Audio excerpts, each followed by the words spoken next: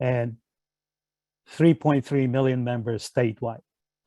So at AARP California, we aim to enhance the quality of life for all people as we age, which includes advocating for accessible, reliable, and affordable means of communication.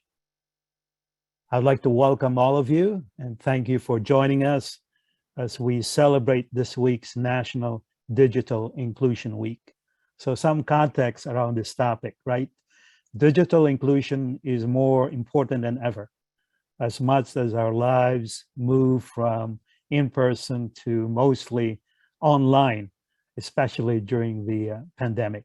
And I don't think there's going back. It is vital that everyone, especially older adults, have the means to connect virtually to access telehealth, social services, engage in personal connections, education, and work, and so much more. So this year, to celebrate Digital Inclusion Week, AARP California is partnering with Santa Clara County and Senior Planet to offer a variety of free events throughout the entire month of October. You can learn more about the series of programs online by going to a link which Sophie will be dropping on the chat, but it is states.aarp.org/California/digital inclusion 2021. So feel free to take us up on that. Now it is my privilege to introduce our first speaker, Dr. Alison Bryant. Dr. Alison Bryant is part of the AARP family. She's the Senior Vice President of AARP Research and an internationally renowned expert on the impact of media, technology, and play on consumers, which, if you've been following the news, is nationally a hot topic nowadays. Prior to AARP, Dr. Bryant was the founder and co-chief executive officer of Play Science. It's a research and design firm that led innovation around branding, content creation, and development for major global companies. Under her leadership, Play Science partnered with dozens of well-known family brands, including Sesame Workshop, my favorite, Disney, Girl Scout, and many others. Alison was also Senior Director of Digital Research and Strategy for Nickelodeon, MTV Networks, Kids and Family Group, and before joining Nickelodeon, she was an assistant professor of communication at Indiana University. Alison earned her PhD from Annenberg School of Communication at the University of Southern California. So she has impressive pedigree, a Hoosier and a Trojan. She has edited a number of books, so she's also well published. The Children's Television Community, Television and the American Family, second edition, and Service Learning in the University Classroom, and over 30 research articles and chapters. So very impressive background, and we are delighted to have Dr. Alison join us. Dr. Alison currently leads the research centers and heads up the technology impact area for AARP. So in this role, she's focused on helping the organization, consumers, and external stakeholders understand, engage, and innovate in behalf of the 50+ consumer and their families. Dr. Bryant, welcome. Thanks for joining us. Thank you so much, Joe, and thank you to Sophie and Ryan and the rest of the team as well, and all the volunteers who helped put this together. And hopefully you folks can see this. If not, someone will let me know. So I'm thrilled to be with you today. This has been a bit of a whirlwind week around digital inclusion globally. Some of you may be familiar with the fact that we've had the UN United Nations General Assembly going on for the past week and a half. And a core focus of that has been around digital inclusion. So we've been having a lot of conversations at the global level, at the national level, and then excited to talk to you guys at the state level more about the importance of digital inclusion, but also some of the things that we need to be doing moving forward around this. As Joe said, I'm really blessed to be able to wear both hats, or two hats at AARP, to lead our research center, which is about 60 researchers focused on issues for older adults across the board, but also to be leading this new issue area for AARP, which has been around now about a year and a half around technology and digital equity. And I'll talk a little bit more later about some of the things that we're doing to address this, again, both at a state, a national, and a global level as AARP. But first, I want to talk a little bit about sort of why we see this as being an important factor. And certainly, you know, we recognize digital access and digital equity and digital inclusion as being both good business and good for society. And I think that's actually, it's important to think about both of those things as we also think about solutions for that. When we look if we look at the economic impact of older adults in California, and so I'm going to specifically talk here about the state of California, and this is all data from our longevity economy work, which we're happy to share with you guys if anyone's interested in seeing it. We see a couple of dynamics happening. So the first is that we're seeing an ever increasing portion of the population being over the age of 50. So you see an increase. By 2050, 40% of the state of California is going to be over the age of 50. And similarly, we're seeing increases pretty much in every economic indicator that we look at. So the importance of making sure that older adults from an economic and a societal perspective are connected, whether it's because of civic government or healthcare or personal finance. There's so many reasons to make sure that we're seeing that connection.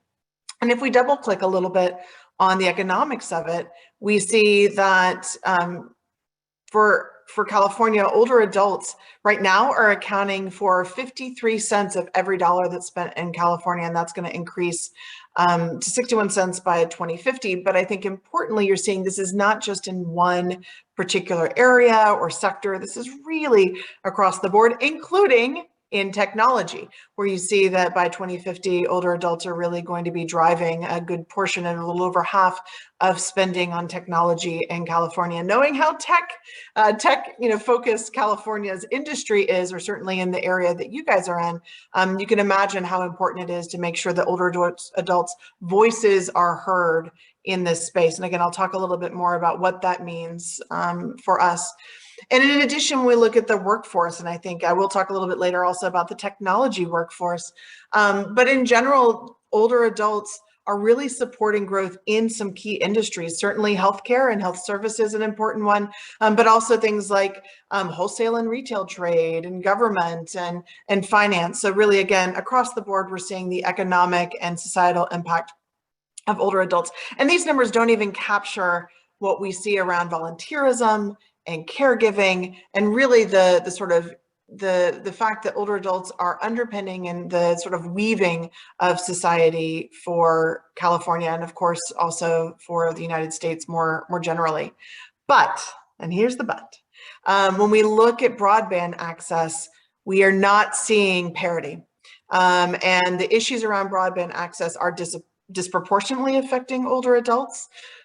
This is some data that I've had my team pulled together using, so the first chart here is data from the longevity economy, and this is just looking at sort of across the state of California, where we see stronger pockets of older adults. So as you move from into the darker red, you're getting into about half of that population. So definitely over-indexing in the state of California as being older. The center graphic is looking at where do we see households with 50 plus who have broadband access. So again, looking at high speed access, and we'll talk about cost later. You know, our goal is to make sure it's high speed, low cost internet access. But if we're just looking at broadband access, as you move into the darker shades of blue, that's where you're starting to see higher percentages of older adults with high-speed internet. But what you'll notice here is how much light blue there is on the state map for California. And the light blue is going to be, if the lightest blue is between 17 and 55%. So typically less than half of older adults being connected to broadband in those spaces. So you can see there's a lot of work still to be done there. And then the final lens that we tend to look at, because again, we're trying to get a sense of this both from the state level and nationally, but also really at a more hyper local level, is what is the difference between, so where is broadband access an everybody issue, and where is it really an older adult issue? And that's what you're seeing in the final chart here, where as you look at those darker blue sections, darker blue in this particular case, not good. So in those areas, that's where you have huge differences between how well older adults are connected versus younger adults. So in some respects, that last chart is the most important, right? Because that's saying not just everybody's having an issue, which is sort of a big infrastructure question, but this is around older adults specifically being at a disadvantage when it comes to connectivity, and allows us in some respects to be able to target a little more potentially when we think about programs and interventions and trying to get everybody moving up into the darker orange of that particular map. I also had my team do a little bit more of a deep dive in both the area you folks are in and also in LA. And you can sort of see again how these maps look, and I'm happy to share this so that Joe and Sophie can share this more broadly if you guys are interested in this. And this is data that we've been running at AARP Research using census data, just in case anyone's a data geek like me. But you can get a better sense of, again, differences between these maps, right? So it's not always just about access, and we know that we have data deserts even in looking at just access questions.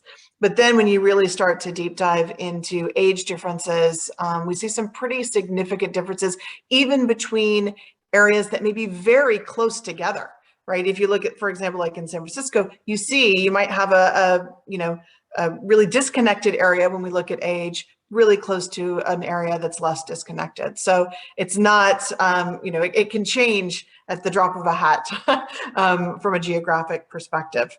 And same thing here. I'm not going to focus on LA. We're not going to talk about LA now, but I do think it's interesting to look at these when we look at major metropolitan areas, and the fact that this is not unique just to your area, but we also see this in other locations around the state. So I want to talk a little bit about some of the barriers, and this is based on a lot of work that we've been doing at AARP around those things that we're seeing are really stopping points for getting older adults online. And then I'll talk a little bit about what it is that we're doing around that. And so we really look at this as 5 key categories of barriers that we're focused on, and when we think about solutions that we want to bring to the table, whether it's an advocacy or industry partnerships, or in direct-to-consumer, information, education. We're really looking across all 5 of these. And I think importantly, before I dive into those, you'll see at the bottom this idea of digital literacy, we think is really foundational and actually cuts across so many different aspects and so many different issues and barriers. And I think that's one of the reasons we've been so excited about the affiliation with Oats and Senior Planet earlier in the year, and of course having Ryan here today, is that they're really addressing so many of these issues, but have such a core focus on empowering through knowledge and sort of education. But to dive a little bit further into these barriers, so the first that we see, and these aren't necessarily in any kind of order, but one critical thing we're seeing is barriers when it comes to actual design and the user experience of products. And we're doing a lot of work, we've been starting a lot of work and having conversations with industry around this idea of inclusive design.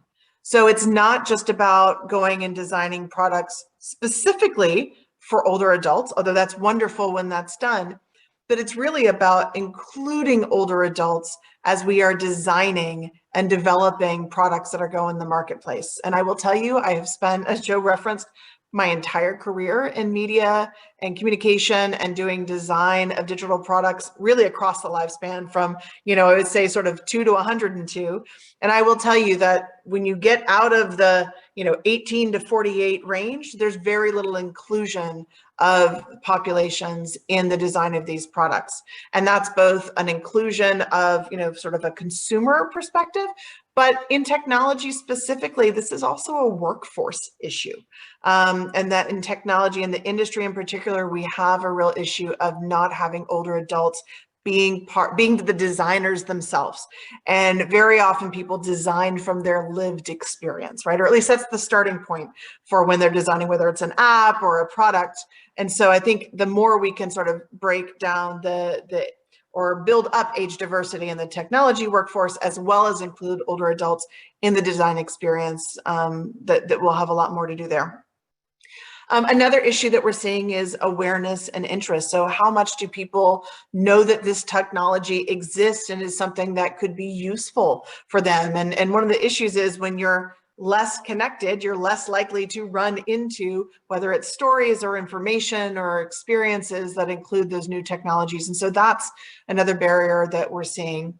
A third one is in cost and acquisition. And so this is one certainly that we've been talking a lot about this year with the emergency broadband benefit at the national level and other infrastructure initiatives that we've seen across the country around how do we make sure that these things are affordable, that people understand if it's a device, how to buy it, what does it actually mean when you're doing a purchase of a mobile device inside your cell phone plan, for example. It's pretty convoluted for everybody, right? And understanding payment plans and all of that. So that's going to be an issue.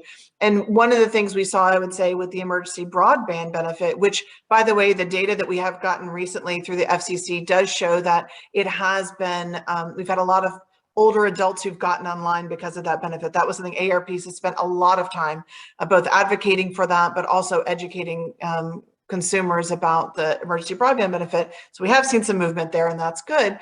But one of the things was, it was supposed to be both a credit for your service, right? So your broadband service, but it was also supposed to be a credit a one-time credit for a device. And that was a little bit more of a hurdle, getting it in the hands of people or getting telecommunications providers to really pick up on that. It doesn't necessarily behoove them as much as it does to get people in their service. So we've got to really think about how we approach policies sometimes for those and not have those disconnects, because it's great if you get someone high-speed internet at a low cost, but if they don't have the devices to use it in a way that's super easy for them, we've still got a bit of a disconnect, right? Then we also look at installation and adoption. And this is one that I find so fascinating because it's actually one of the biggest issues we are seeing with older adults actually getting connected. And that's, you can get a piece of technology, whether it's through a program or a family member or whatever else, but actually having it installed, keeping it updated, those are things that are really difficult sometimes. And right now there's some great community programs who are doing work in that, and Oates has fantastic programs, including a tech hotline, which I think is amazing, right? So going lower tech to get people into higher tech situations, but lots of times that comes at a premium, the sort of installation services. And so how do we actually address that? And then the last barrier that we see is around trust and privacy. And as I said in a talk earlier this week, I said, we do often talk about the fact that older adults are more concerned around trust and privacy, but the reality is the questions that older adults are asking and prompting are really important questions that we need to have answered, right? No matter which generation we're talking about. And so I do think those are critical things that we need to look at. Now at AARP, we really approach these issues from, as we call it, sort of an ecosystem perspective. So we recognize that we're not going to solve all of this at the policy or government, whether it's local, state, or national, way. We're not going to solve everything from consumer education and information, although that is something that we do. And we're not going to solve it all by our work with the industry. But we do all three of those things. And we feel like by sort of being able to address all three, we will be able to move the needle when it comes to these barriers. And so some of the things that you're going to be seeing more of from our standpoint, the first is in our media. I believe it's later this month, or I think it's later this month because we're trying to get it in Digital Inclusion Month. We're going to be launching a personal technology resource center on aarp.org that is going to be how-to videos and the sort of quick hits on the things you might need to know to better connect. And then we'll be pushing you over into the Senior Planet ecosystem if you're really wanting to do more of a deep dive into something, take a course, do something more programmatic. So we're trying to get those quick hits, get people some short content, but then also push people over into the deeper experience that we know comes with Senior Planet and Oats. So that's one thing you're going to be seeing on the consumer side. The second is that we are doing a significant amount of advocacy at the state and the national level, and certainly in California around issues of connectivity. I believe this year we're at about 44 state wins around broadband advocacy, and that's, as you can imagine, just huge for us, and the amount of work that we were not necessarily expecting to be doing this year, but we've really been focused on. And then the last thing is, again, the focus on the industry. And so we're in the process of launching an inclusive technology consortium with industry. We've been having talks with some of the biggest players in technology to say, hey, we really need to solve this problem of inclusive design. What do you need? Right? And what we've heard is they need design resources, they want help with workforce training, and that we need to be getting students earlier on in college, and university settings to get them aware of the needs of older adults. And so those are all three things that we're going to be doing more and more work on, and you'll be seeing coming from us. The last thing that I'll mention is, I started this by talking about the United Nations work, and AARP is also going to be leading the Network for Digital Inclusion for Older Persons globally. So hopefully that shows you how serious we're taking this issue. Again, at every level, we know that there are a lot of really great learnings that are outside the US, for example. There's other countries that are further ahead of us when it comes to digital inclusions. And so we want to make sure that we're leading the charge, but also really learning what works other places, and are there things that we could pilot and test here and learn from in the US. So just a couple of quick hits on some of the ROI that we see for getting people included digitally. One, if we think about economic opportunity, I thought this was fascinating data from Pew. It's actually a couple years old, but 84% of recent job seekers had completed an application online. So we know that lack of connection is hindering people when it comes to getting into the workforce, and that there are additional pressures that have come with the coronavirus and the COVID pandemic around the workforce, and older persons being sort of the first ones to leave and the last ones coming back, and not always on their own volition. So we think that's a really critical piece. Another aspect is going to be, of course, health access. In one of our recent national poll on healthy aging, which we do with the University of Michigan, we found that in that first year of the pandemic, we saw telehealth visits increase from 4% to 30%, so almost eightfold. Of course, there was something to it being necessary because you couldn't necessarily go in. But when we've done sort of additional research with consumers, what we're hearing is that's going to continue. It's not that people don't, of course, want to still go into their doctor, but when they don't have to, or for people especially who may not be as close to doctors, people who tend to be more rural, for example, that telehealth has really provided great opportunities for them to be able to have better healthcare access. Again, although not without their issues, but certainly something that we're looking at. And I think the other thing that we're really looking at and concerned about is this issue of social connectedness, that we know that there are issues around loneliness increasing the risk of death. I mean, there's real health implications, right? So loneliness can increase the risk of death, and that internet use among older adults does reduce the probability of depression. So these are things that, again, our AARP Foundation is actually taking the lead on a Commit to Connect clearinghouse, which is bringing in all sorts of solutions from around the country into one space that consumers can actually access and look for solutions to that. So that's another area that that we're doing quite a bit of work in. And I'm going to talk about this one, and then I want to talk a little bit about what a future of digital inclusion could look like. But this is one that's not often talked about, but is actually one that I think is one of the most critical. And that is that we have to address age bias around technology. So we've been doing work with the research team and our AARP brand team, looking at images that are put out by the biggest brands in the world. And what we see is that only 5% of any image with technology included also includes someone over the age of 50. And I know everyone here, because we're on your technology right now, knows that's not the lived experience of older adults. And in fact, when they are shown, they're typically shown being helped or guided by someone who is younger. So there is a disconnect between the imagery that we see as people and being represented, as older persons as being represented in the media, which does impact everything. It impacts somebody who's in the tech industry and is designing a product, right? Because they're seeing the same images. It affects policymakers, right? These age bias images have a really pervasive effect. And it's one of the reasons why Aarp has a new partnership with Getty Images around stock photography to actually go in and more broadly change the stock photography images that are available around older adults, but also specifically around technology to start having stock photography that better represents the experience and the inclusive nature of technologies and the possibilities, of technology with older adults. So this is a really critical one, and especially in a market where older adults are going to be spending even more within the next 10 years. And I mentioned this already, but addressing the issues of age bias and age discrimination in the tech industry, that's another area in our workforce work that we're really focused on. And we've been taking some pretty intense moves on that with some of the big tech companies to say, you guys really need to address this because we're never going to solve the other problems if we, for inclusive design, if we can't get the workforce changed in this. So I'm going to end with just, sort of having us think about what would it actually look like if we had a connected California.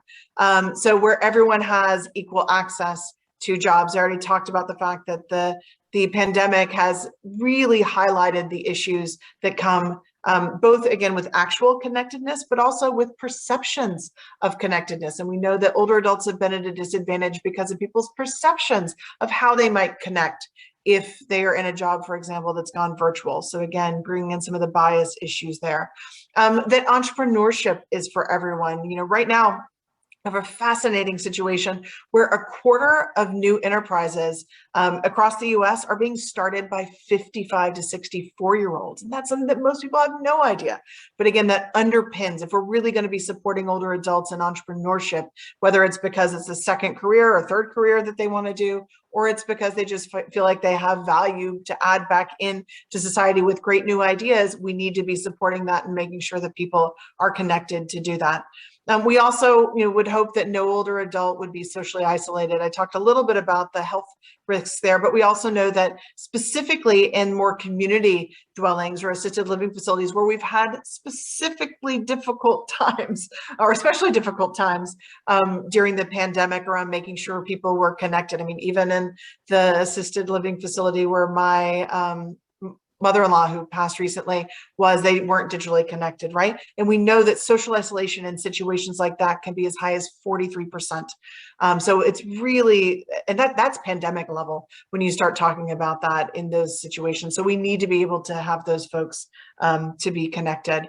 I already mentioned this, we would need to have older adults being portrayed as tech savvy, as being able to do these things. And again, that's for the industry, that's for policymakers, that's for ourselves. When we don't see ourselves represented in a positive way, it negatively affects what we think we can do. Whether we, even if you think you're immune to it, which is something called the third person effect, which we usually think is the case, you are affected by what you see in the media. So we need to be addressing that. And then finally, how do we make sure that technology is co-created with older adults? I know the Senior Plan and Oats team has been doing a lot of work around this. We're doing more on the AARP side. And I think this is actually a really exciting opportunity for older adults to get involved in developing technology, bringing your perspective into what's being developed for the broader market. Because what we see is when things are inclusively designed, they're better for everyone. My favorite example this past year has been a startup that was doing closed captioning for Zoom, and they were focused on doing it for people with hearing loss. But of course, it got integrated into the broader Zoom platform. And I think we all can agree that closed caption is a really great thing for all of us to have, not just those of us with hearing loss. And that's really the hallmark of inclusive design, is that things that are developed, what we say at the edges, are things that actually benefit everyone. So there's a lot of amazing opportunities for us there. So I'm looking forward to having conversation around this, and certainly I'm excited to, after we have a couple of questions, turn over to the amazing white paper that that was created, because it really has amazing information. I really enjoyed reading it.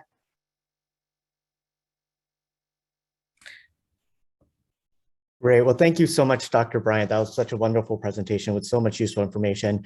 We actually have some wonderful questions and a lot of great comments in the chat. And so maybe if I can go through some of those with you, that'd be great right now.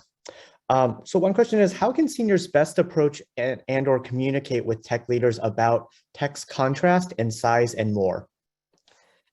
Oh, that's a really good question. I will say that that is work that we are doing at AARP, and we'll be bringing in older adults to that process. So if people are particularly interested, please, reach out to Sophie, Ryan, or Joe and let us know that you're specifically interested in that. But we're actually looking at other opportunities to bring older adults into the process. So I mentioned the Inclusive Design Consortium with industry. One of the pieces that it's a work in progress, but that we're working on doing is actually being able to create an opportunity for companies to work more directly with older adults in the design process. And to me, that's part of the bringing the voice to that. We're also working on developing design resources, inclusive design resources that that aren't the same thing as accessibility standards, which are actually further along, but do have some intersection with accessibility standards, which quite honestly, we still have a long way to go on accessibility as well. But there's some interesting, I think, intersections there that we need to bring to the table. Great. And on that note, a similar question about accessibility. Windows 11 is coming out soon, and my elderly Windows 10 PC just notified me that it will not be compatible. I imagine this affects a lot of the 50+ user base. What can we do? What will you do to address that migration? Well, that's a good question. Maybe Ryan, I'm going to throw that one back to you. What are you guys doing to address that migration? Yeah, so I actually just was going to say that at the end of this session, I'll be sharing some announcements, and one of that includes visiting our website, seniorplanet.org, where we offer over 60 different sessions walking through different topics exactly like this. And so seniorplanet.org, but I'll have further information at the end of the session. Yeah, and that's also another wonderful example of content that would be part of the Personal Technology Resource Center that we're going to be having on aarp.org, with the idea being that it's really, it's not just text, right? It might be videos, it might be screen grabs. It's really going to be those step-by-step, easy fixes for some of these things that I know are incredibly frustrating. Right. And another question is, if you want designs to take 50+ people in mind, we need to work on the real age discrimination in the tech industry. Ideas, real enforcement of laws. Well, I can tell you that AARP has actually been taking legal action against tech companies that are having age discriminatory practices. So we've seen that. We've also been addressing with some of the employment search algorithms and the artificial intelligence being used on a lot of those. We've actually been addressing that as well, which is keeping older adults from even being considered for tech industry jobs. So we are, I will tell you, this is a big question for us, and we're having a lot of conversations internally around legal and policy approaches to this, but those are the sticks. We're also looking at this from a carrot standpoint, right? And trying to be collaborative. And that's where, again, this Inclusive Design Consortium is. Part of all of this is not just to say, hey, here's what you should do, but also to say, here's what the benefit is, right? And we actually have lots of research around intergenerational workforces that show that they are higher performing. They create better products. So we're really trying to hit this on multiple levels, but I think you've hit spot on that we have to be really strong and firm in our stance, because we're not going to move the needle if we can't get that solved as well. Great. Another question is, what is being done to address the nickel and diming costs of technology? For example, in addition to basic setup costs, you're hit with a monthly charge to be able to access the full features. Or at some tech, the basic cost is one thing and discounts are available if you have multiple users at your location or in your family. This penalizes older singles. Yes, absolutely. So I think there's a couple of ways that we're addressing this at AARP. One is that we're just calling it out more, and that's one of the things that you're going to see from us is, and we have with emergency broadband been calling it out, even with the FCC, some of the issues we saw with the way that the benefit was brought to older adults. So that is one piece. I'd say the other is that we are actually looking with partners at what are some solutions for older adults, whether it's in a service package that could be offered. And certainly if you're an AARP member, it could come with an additional discount from us. But that is something we're looking at. Again, when I talked about those barriers, we're trying to figure out solutions across the board for all of those. That's a lot. That's a big thing to take on. But we really are trying to address all of those different barriers in different ways. Some of those make sense for AARP to take on head on, right? Like inclusive design. Some of them we are looking for partners and sort of using the heft of AARP to help them to see the opportunities that are there. Great. And then one other question is, do you foresee, will universal access become another format for advertising? Oh, it's an interesting question. I think anything has the possibility at this point for becoming a format for advertising. I don't think that's certainly the goal. I do think we have to be realistic about how we approach these things. I mean, I think the key, and this is really AARP, is, we're a social enterprise, so we're always looking at how do we make things sustainable. And sometimes that's through grants and government programs and social support, mechanisms. And sometimes we need to bring in industry and we have to show the win-win. So I don't have a total answer for you there, but I will tell you that, we're trying to figure out what's the most sustainable way to get people online while making it still a good user experience. And trust me, I get it. I'm one of these that subscribes to all the other platforms and pays not to have advertising. So I personally understand that. Great. This is kind of it's a comment related to a similar question, but please do something about the cost of broadband. This cost is high since companies only have bundles that are way bigger than basic access required. Then the cost ends up higher than electric and gas bills. I don't like paying for what I don't use. Absolutely. I think that's spot on. And again, in particular, I will tell you that our federal team is in weekly conversation with the FCC and other groups on that. We're also looking at that and have been doing a lot of work on the infrastructure bill, specifically around trying to address some of that. So absolutely hear you on that one. That's a big one. Like I said, for us, it's high speed, low cost internet. Because the more we get higher speed and higher speed, the more that things are requiring higher speed, and so we do have to keep that in mind as well as the low cost. But we know there's wiggle room for the industry there too. Great. And another comment is, I live in an assisted living facility. I saw a real uptick in these issues when COVID hit, as online and using technology was about the only families could connect. This is all great to see. So just wanted to pass on that message to you. And if you have any thoughts about that.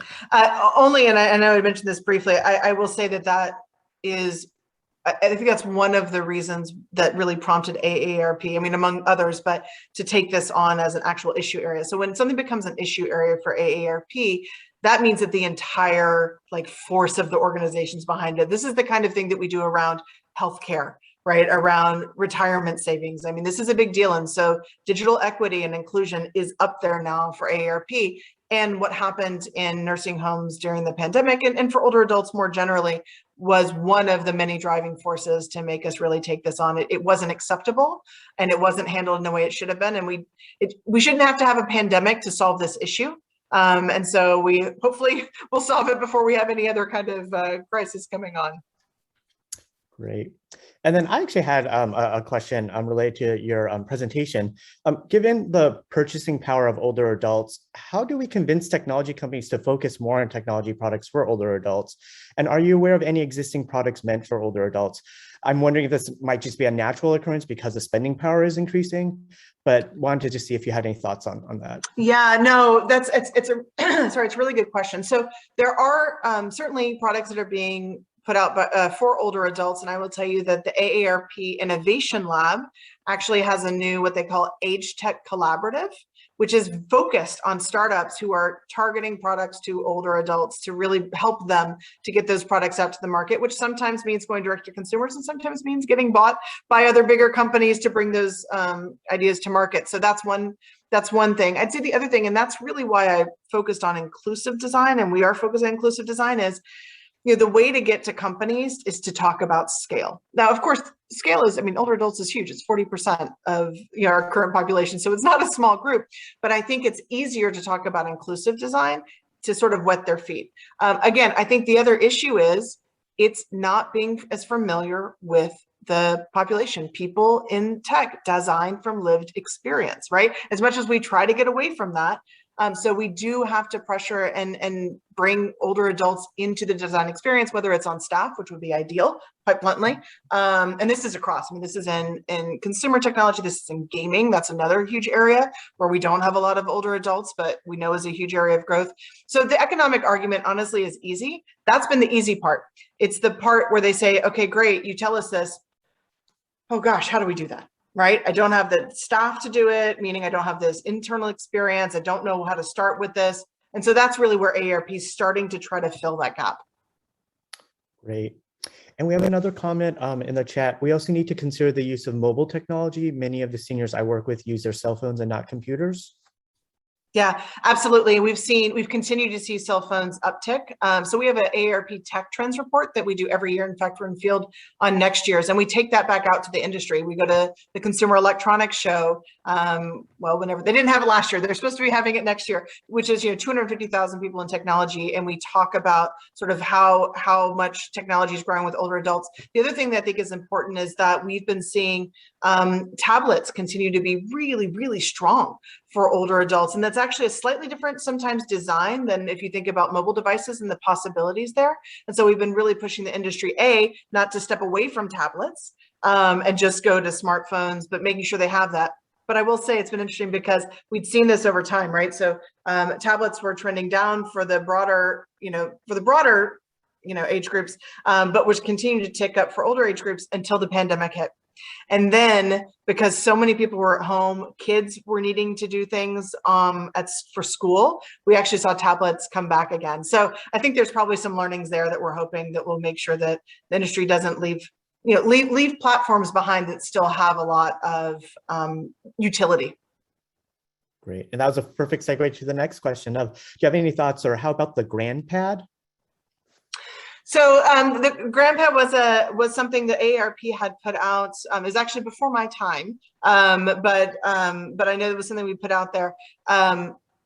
And my understanding was it didn't really work. And I to be honest, again, that was before my time, so I'm not 100% sure what the reason for that was. But I know that we do have a partnership. I think it's with Consumer Cellular for another kind of tablet that is meant to be more user friendly. So again, I think we're trying to figure out what does AARP actually do themselves, and where do we have our strength, and where are we better equipped to probably partner and sort of push organizations based on being able to move the market.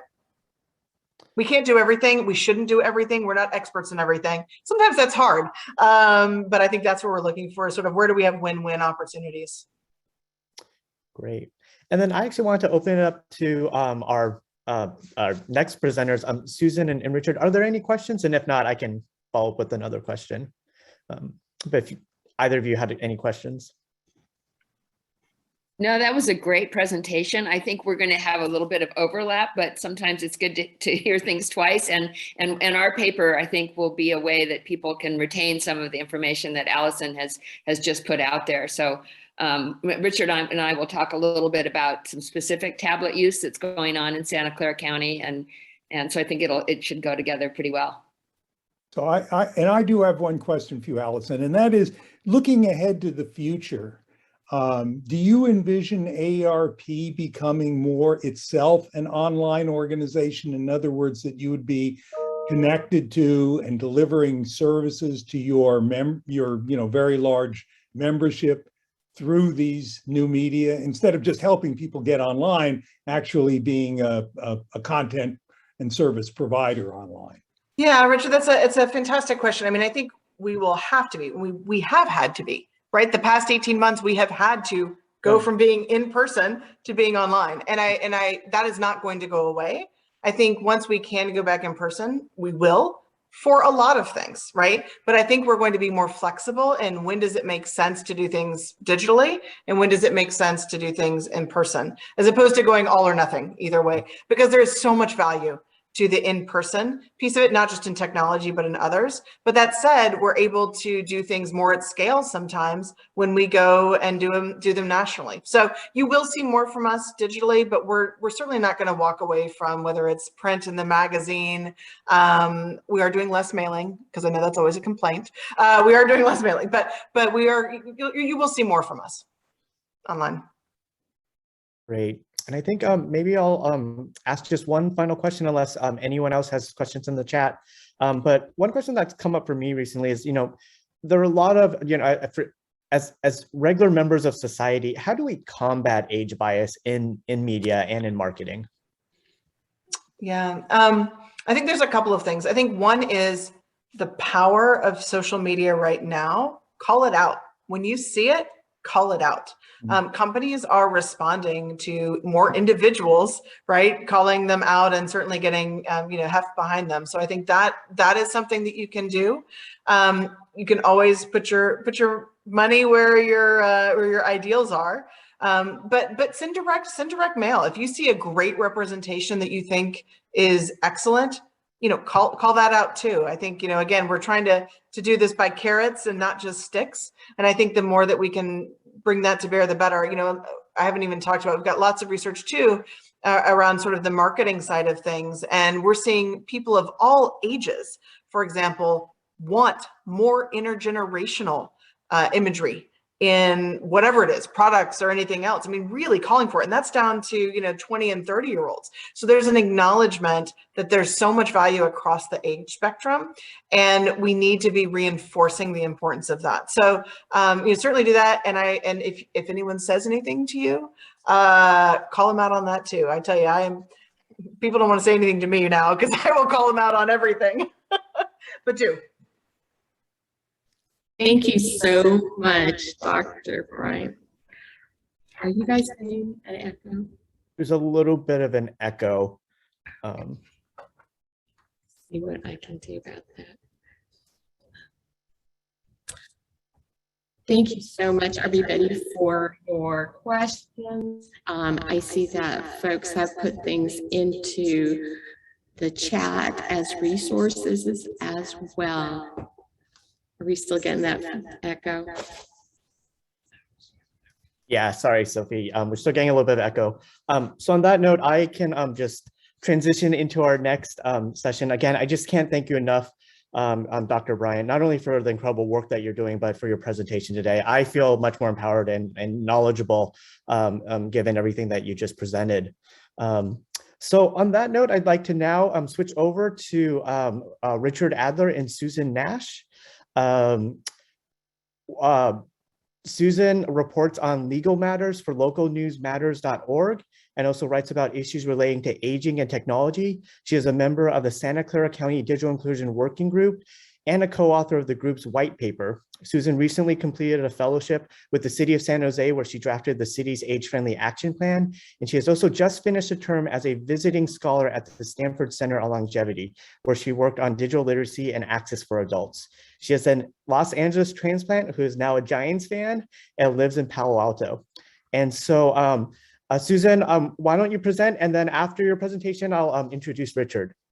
Thanks. Well, Ryan, I would love to do that, but we're doing it in the other order. So you need to introduce Richard first. Just kidding then. And so, Sophie, are you back, or I can pull up?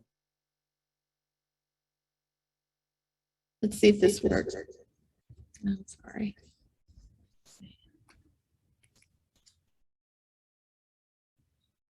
I could introduce Richard if that would be helpful. Yeah, thanks so much, Susan. Greatly appreciated. Okay.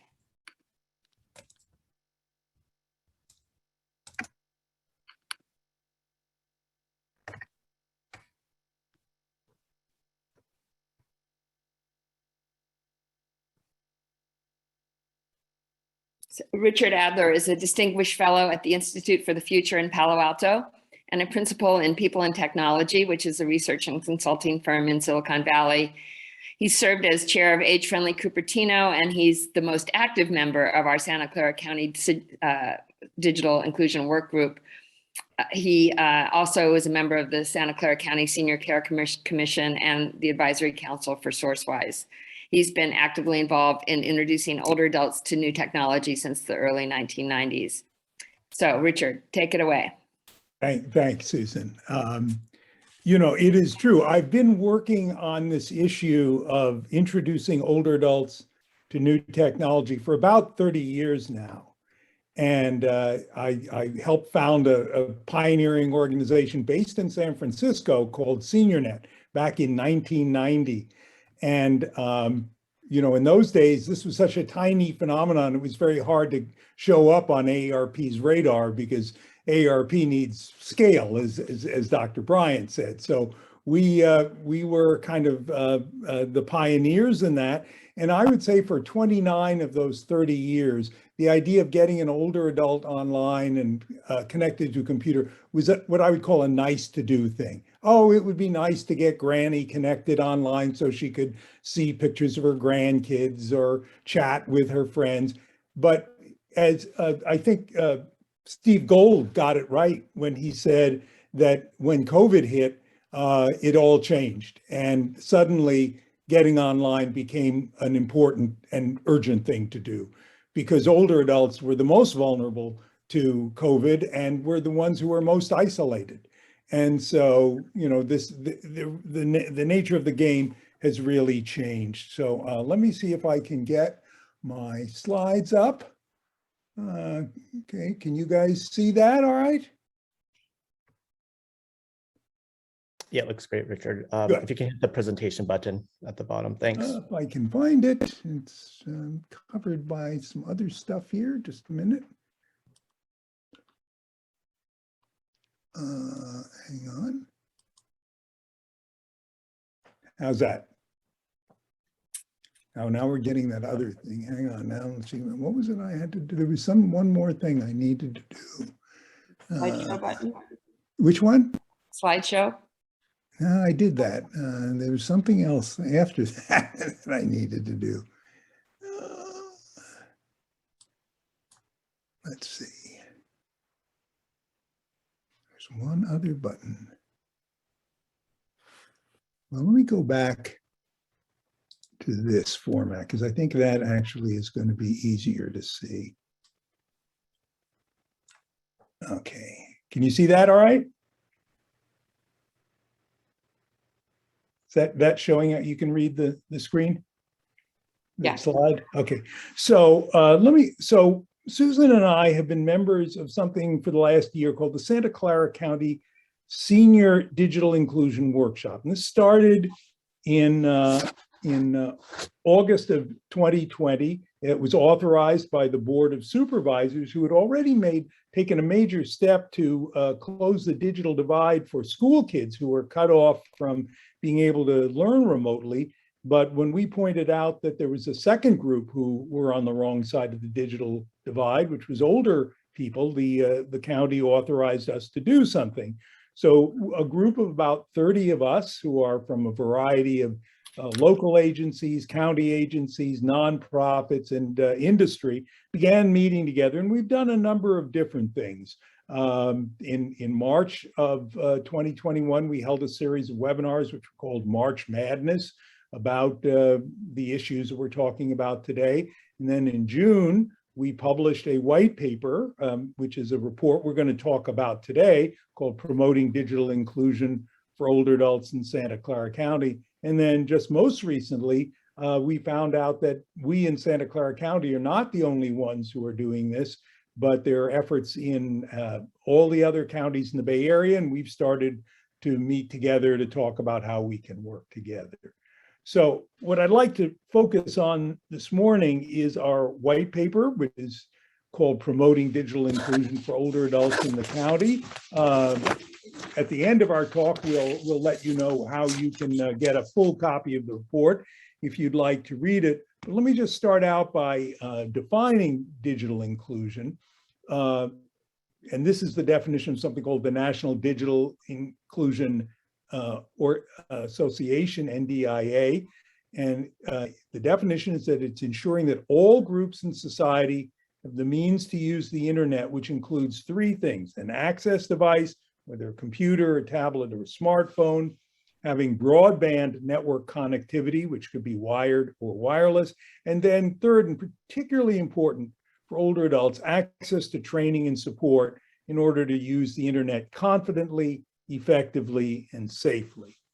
So why is this an issue? Well, the reality is, and this has really been true for many, many years, is that older adults consistently have lagged behind younger people in the use of the internet. So what this chart shows is the percent of each age group who is now using the internet. And you can see that for all age groups, the trend is upward. It has grown from, smaller up to much larger numbers. And for younger people, who are those top lines, it's approaching 100%. But the bottom line, the one down there at the bottom, is people 65 and older. And although that line is going up, the gap still exists. There's still a substantial gap between the younger people, who are almost all online now, and older people who still, to a large degree, many of them are not on the internet. And this is true not just of access to the internet, but for many different types of technology. The older adults lag behind, whether it's the internet, home broadband, smartphones, tablets, social media. And in some of those cases, this looks over a period of 15 years or more. The gap actually has increased for some of those, where the young people jump on a new technology and start using it very rapidly, and then the older people, who tend to be the late adopters, kind of come behind. And so that digital divide has been a persistent issue. And in fact, the digital divide is not just true for people over 65, but even among those who are 65 and older, whether it's use of the internet, having home broadband, or owning a smartphone, there's higher level of usage among those who are in the early 60s, lower usage for those in the 70s, and the lowest usage of all for those in their 80s. So even among older adults themselves, there is a digital divide. In fact, and this is really, I think, the most important slide, twice as many older adults still lack access to home broadband compared to younger people as of 2021. So again, this is showing those who don't have access. You go back to the early part of that, of this decade, and almost everybody didn't have broadband. I'm old enough to remember when getting online meant using a dial-up modem at 1200 bits per second. And now, having broadband for younger people is just sort of an assumption. And those lines, go down for everybody as more and more people have access to broadband. But that top line, that purple line, which is the older people, whereas today about 20% of younger people lack access to home broadband, for older people, it is closer to 40%. So that really is the digital divide. And we're talking about a large group of people. Here in Santa Clara County, those over the age of 60 already make up 17% of the population, and that's projected to reach as much as 26.3% by 2030. And when people think of Silicon Valley, they think about young techies and hotshots. The reality is we have a substantial older population, and we don't want this group to be left behind. And when I've tried to do a little back of the envelope calculation based on those numbers, where not only is age a factor in being more likely to be not online, but other factors like income and level of education. So if you look at those who are at or below poverty level, about 8% of the 65 plus population in the county, we estimate that as many as 70% of them are not online. Those above the poverty level, maybe it's a third. You put those numbers together and you get almost 100,000 seniors in our county who lack access to broadband. So it's a substantial issue and one that we are determined to remedy. So now the question is, well, why does this matter? Why does this number matter? Why does it matter if you're disconnected? We've already heard from Dr. Bryant. Susan's going to say more about it. And then at the very end, we'll say a little bit about what's happening to do something about this problem. So Susan? Sure. Thanks, Richard. And let me just say a word about the white paper itself. We wrote this as a document for policymakers. It's from my former area of expertise, it's almost like a legal brief. We lay out the problem and the data, which Richard has put together so well. And then we have a section that I'll go through briefly about why this matters and what some of the barriers are that we see. And it's a way to have all of this information in one place. That we were looking for a way to educate people, particularly policymakers, and give them the tools and the ammunition, if you will, that they needed so that we could start to address the problem in very specific ways. So Richard's essentially gone through the first couple of chapters of the white paper, and then we have a section on why does this matter? What are the effects of people not having access to technology? And I know many of you could write that section yourselves, but and Dr. Bryant mentioned social isolation. It was estimated before the pandemic that 1 out of 4 people 65 and over were socially isolated. I think it's fair to say that number only went up during COVID. And the health effects of that are well documented. It's sometimes social isolation. A study has found that social isolation, can be the equivalent of smoking 15 cigarettes per day. So we lay out some of those health consequences in the white paper and talk about why access to technology is one remedy for this growing problem. Next slide.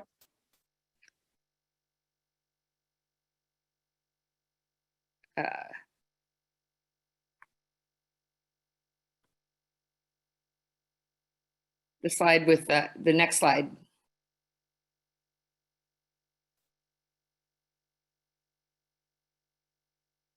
Richard, you're on mute.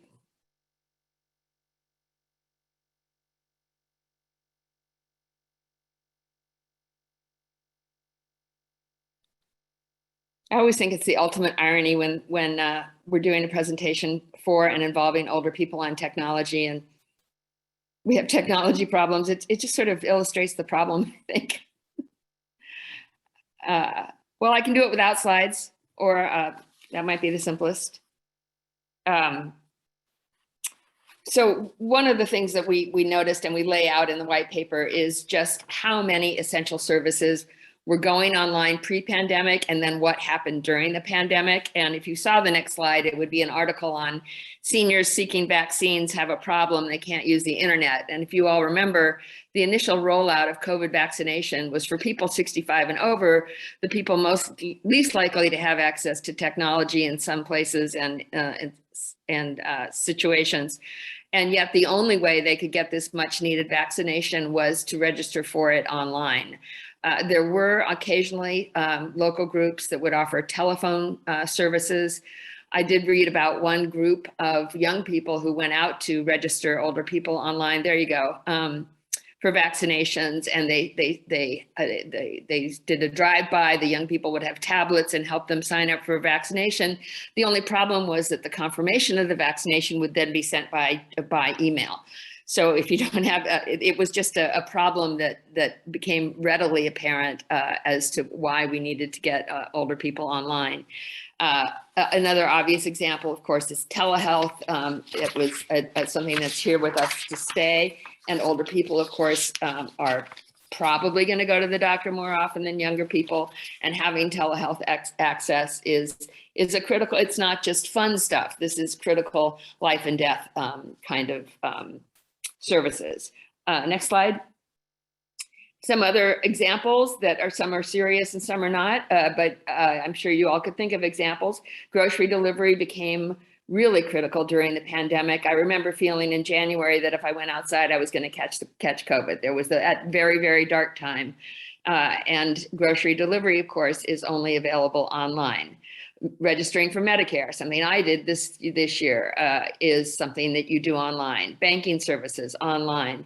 And even, and this is the fun part, even as things open up, I found that I recently took my first airplane flight, and I tried to imagine what it would have been like without a phone. Everything from calling a ride to finding a train schedule to ordering food in restaurants that were very, very skittish when they first opened up, and menus were not available, guidebooks are not available. All of that kind of material is online. So in terms of making the case, what we wanted these policymakers to see was that that the world is going online, that it deeply affects older people, and that's why this problem needs to be addressed sooner rather than later. Next slide, please. Dr. Bryant did a great job of laying out some of the barriers to adoption. And so I think what I would like to do is just focus on this first question. Despite the compelling facts and figures you've heard throughout the morning and the various reasons we need to be online, a lot of older people will ask the question, why? Why do I need it? And I had the great privilege of spending a lot of time in the last couple of years with Laura Carstensen, who's a psychologist at the Stanford Center on Longevity. And she and other studies really answer that question with one simple sentence. When older people see a need for technology, they will find a way to adopt it. And I see in the chat that somebody has said older people are fast adapters. When we want something, and I say we, speaking of our age group and older, we will figure out a way to do it. The problem is, if you don't know what you don't know, you may not see a need for it.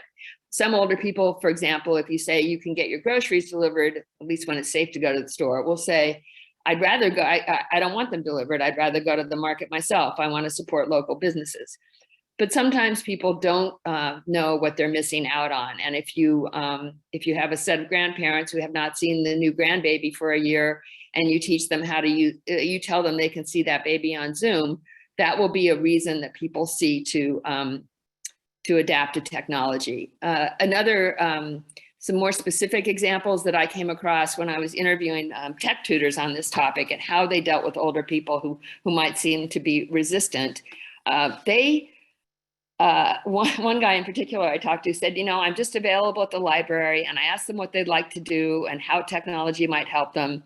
And one woman came to him and said, I want to be able to sell my knitting on Etsy. And it was that desire that led to her getting a computer, learning how to use it, and setting up a small business. Another one of his clients, if you will, at the library was going on a trip and wanted to be able to post photographs and send them home. So sometimes it comes down to just some very specific ways of getting around the barrier, finding something that will improve a person's quality of life and showing them a step at a time how that might help them. And then I'll just say one other word about product design and tablets. We are seeing a lot of success with tablets. I'm going to talk about one specific program in Santa Clara County, but another design example that has caught on in some older living communities are these personal assistants. I know Richard's written an article about this, but if you, I read about one group of older people who'd been introduced to Alexa, the Amazon personal assistant, and they would go off, they'd have a tutorial, and then each week they'd go figure out new ways that they could use Alexa and new questions to ask, and then come back and get together and talk about how they'd found a new thing to do on Alexa. And the thing just took off. It became almost a competition. And those kinds of cooperative learning environments, some peer-to-peer learning, and introducing things one step at a time, particularly products that are pretty easy to use, is another way to get around some of the barriers to adoption. Next slide. So we did want to leave, and you'll see if you do download the white paper. And by the way, we're going to have a very fancy version of the white paper coming out, so you're free to go to the one that's in the chat right now, but in a week or two, I hope we will have a fully designed white paper, and we hope that you will download it and distribute it widely. What we wanted to leave are these, everyone who read it, but particularly policymakers, with some examples of what's already happening in the county, and hope that we can learn as others do similar work from other things going around in the state and around the country. I mentioned tablets. One organization called Televisit, which was started by a guy named Wesley Chang, who has the great blessing of being both a former software engineer. So he was able to take tablets and modify them, and his organization distributes them to older people, frequently older people who live alone, who are, at least the times I've heard Wesley present, who are pretty tech phobic. So what Wesley has done is design a tablet that sits on your coffee table, and it looks like a picture frame, except once a week, if that's what you sign up for, it'll ring.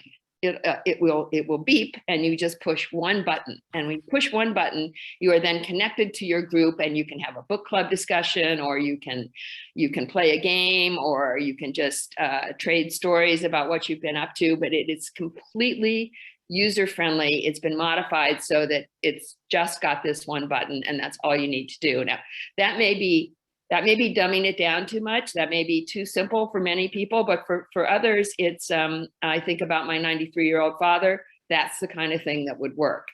Other organizations, particularly community centers and senior centers in Santa Clara County, are actually distributing tablets to their visitors. You'll remember, of course, that one of the things that happened right away during COVID was the community centers and senior centers, often the only lifeline or connection for people, closed down, and the congregate meals shut down, and those centers immediately went into action, finding ways to connect people by distributing, for example, Milpitas, the last time I talked to them, had distributed 50 tablets and was providing one-on-one tutoring for people, older people who wanted to learn how to use them. A similar program is going on in Sunnyvale. These are labor-intensive solutions, but it is a way to, it shows, I think, the commitment of many of the groups that serve older people around this county to getting people online. And so I agree with Dr. Bryant that tablets are one of the hopes for this group. It's not a tech solution we want to see go away. So Richard, did you want to talk about some of the other things in Santa Clara County? Just very briefly, I mean, the good news is that there's action on the federal level, the state level, and the local level, all of which are aimed at sort of addressing this issue of digital inclusion. The state of California has a new master plan on aging that has 5 large-scale goals to improve aging in California. One of them does address the issue of digital inclusion, and the state's California Department of Aging has carried out 2 programs, one of which is distributing these smart speakers, the Google Home smart speakers, and I think there's almost 1,000 of them in Santa Clara County, and these are being distributed by our local area agency on aging, SourceWise, through a number of community-based organizations. And then a new program is just getting underway, also from the California Department of Aging, through the area agency on aging, to the local agencies, and this will distribute iPads, which is a very nice tablet, along with a data plan and tech support. We should mention that Senior Planet, which is based at Avenidas in Palo Alto, the senior center in Palo Alto, is a wonderful source of support and training. And I would urge people to go to the Avenidas and the Senior Planet website to see what they have to offer. And then finally, one of the things, and again, this was under the leadership of Ryan Kawamoto, we've developed, through the digital work group, a set of proposals for the coming fiscal year that include funding from the county to carry on a fairly large-scale pilot project to equip up to 2,000 low-income seniors with this technology. And we're working now to kind of secure that funding. So there's a lot going on. There'll be more happening, and there is a whole section, the last section of the white paper is a kind of an inventory of these activities in the county, but also all over the Bay Area and on the state and on the federal level as well. So at that point, maybe we will, I think we're finished, unless Susan, you had anything else to say. This is where you can get the white paper if you're interested. The current version is now at agefriendlysiliconvalley.org.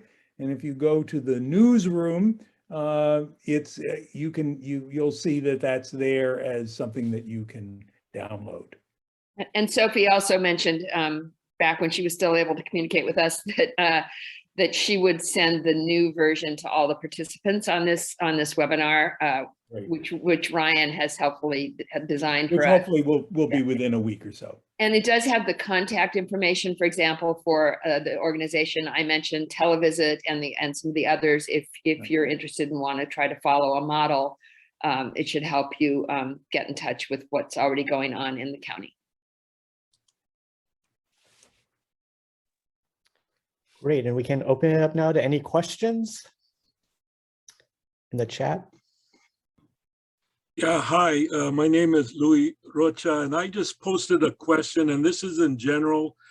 I understand the need for these electronic components, but what I wanted to lift up was the awareness that the toxicity and the forced labor around many of these items that are being discussed, which I understand are needed, but I would like to see the seniors also lend their voice to environmental justice and worker safety regarding these equipment, because of some of the metals that are involved and some of the lack of recycling or reuse of these products. They get made rapidly and then they're discarded, or people don't know what to do with them. But that we also bring a voice of reason and environmental concerns as the wiser, or so-called hopefully wiser generation, that we also, while we promote these products and this service, that we also be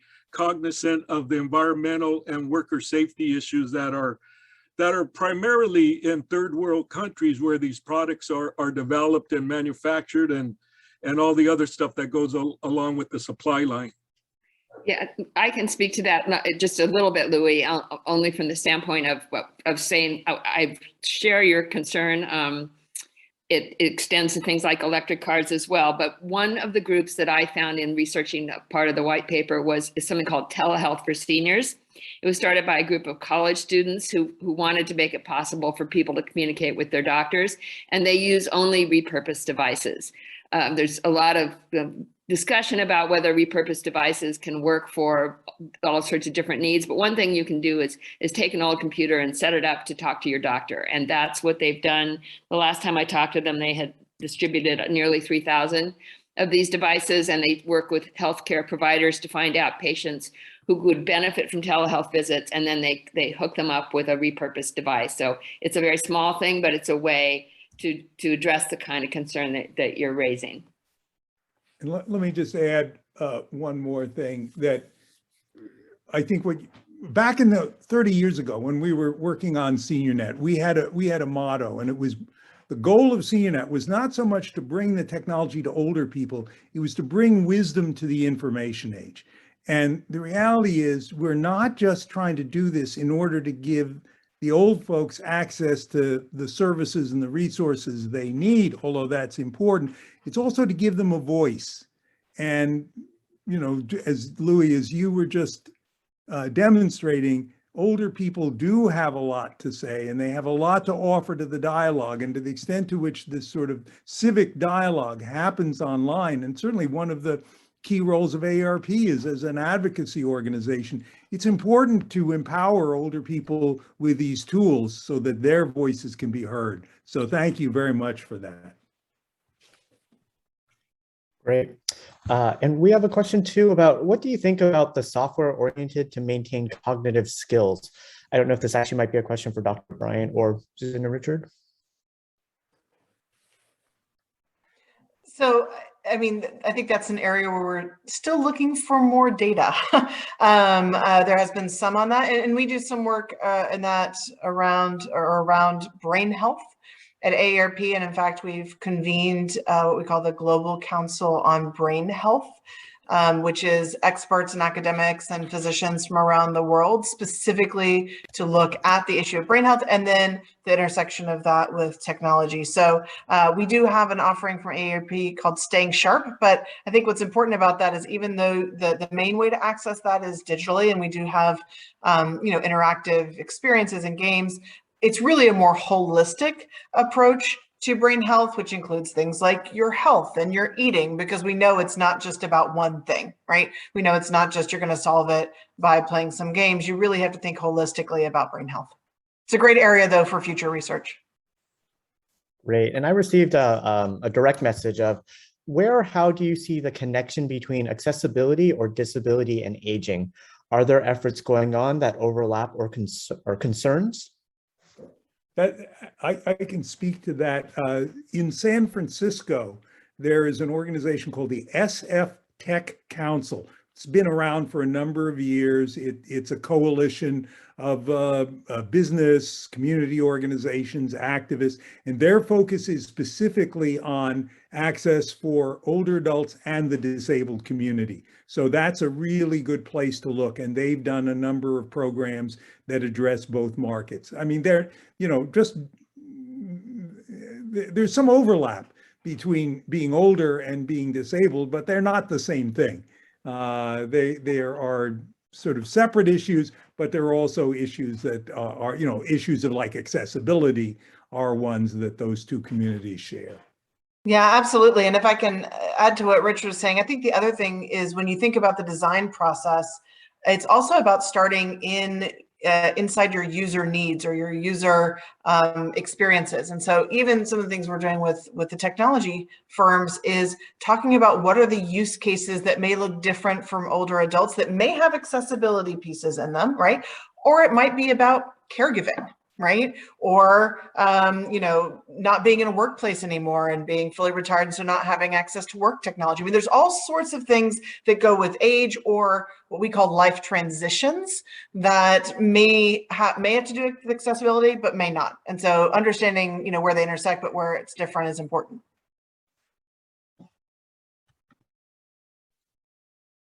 Good morning. My name is Warren Wilson, and I put the thing on there on GrandPad, and I think Allison was confusing the GrandPad with the device that AARP had put out that was a senior tablet of some sort. But the GrandPad was put together in Orange, California, and it's used internationally right now. And I heard about it a year ago and bought one for my mother, who's 92, will not do internet, doesn't want to have all that stuff. And this device is hooked up with T-Mobile. She can do Zoom on it. She can listen to radio. She can play many, many games. It's a little handheld device for people that are beyond willing to learn programming and so on. And as administrator of her account, I can see how many hours a day she's on it. If she's using it, has she fallen off it? Why? Is she not feeling well? What's going on? I think it's a device that really should be looked at. And I just wanted to bring that up because I know that seniors, 17 seniors for 10 years as part of our quality program at Cal State Fullerton, and which I didn't realize about when we were doing our 35-year history.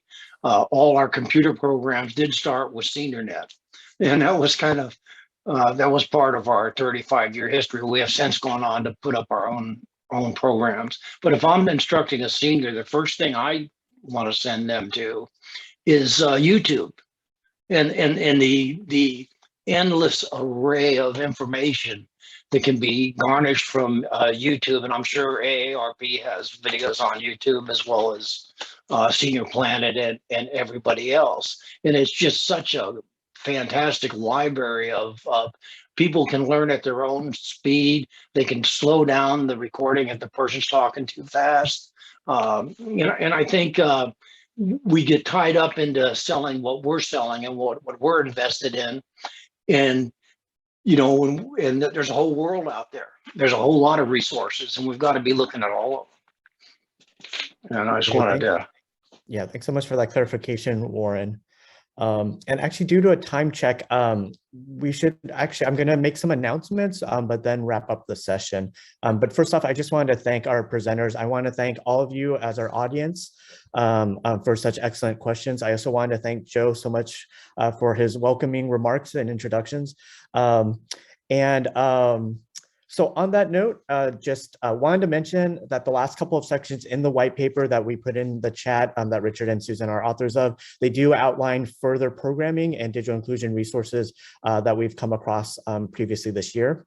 I also wanted to mention two upcoming events, one on October 14th and one on October 21st.